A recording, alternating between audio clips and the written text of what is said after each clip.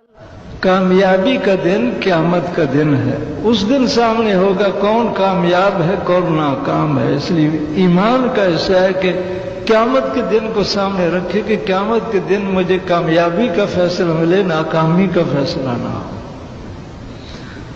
अल्लाह। और इसलिए कि वो फैसला जो है जिसकी कामयाबी का फैसला करोड़ बरस कामयाबियां चलेंगी, और जिसकी नाकामी का फैसला होगा तो करोड़ बरस की मुसीबतों में रहेगा, कभी मुसीबतें खत्म नहीं होंगी। तो भाई ईमान का हिस्सा है कि क़यामत के दिन को सामने रखे कि मेरे लिए क़यामत में क्या फैसला होगा और किस पर होगा। तो कामयाबी का दिन जिस दिन खुला ऐलान होगा, नाकाम अपनी नाकामी को सामने देखेगा, कामयाब अपनी कामयाबी को देखेगा, तो वो क़यामत का दिन है। इसलिए ईमान का हिस्सा है कि क़यामत के दिन की कामयाबी को सामने रखकर चले।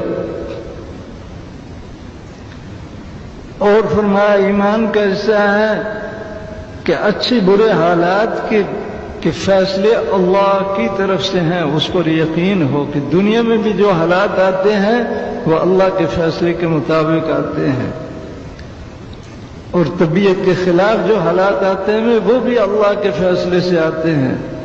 इसलिए अल्लाह की तकदीर पर ईमान लाना कि जो कुछ अल्लाह ने मुकर्रर किया है वो हक है। अच्छे हाल आए तो अल्हम्दुलिल्लाह पढ़ना, और मुशक्कत के हालात आ जाएं तो वो भी अल्लाह के फैसले से। तो अल्लाह के फैसले से जो आया है तो वो हक है, उससे हक माने, और आला दर्जा है कि मुशक्कत के हालात पर भी अल्हम्दुलिल्लाह पढ़े। जो कुछ सुना गया अल्लाह रब्बुल इज़्ज़त इस पर अमल करने और दूसरों तक पहुँचाने वाला बनाए। मज़ीद इस्लाही बयानात के लिए हमारा चैनल ईमान व इस्लाह को सब्सक्राइब करें।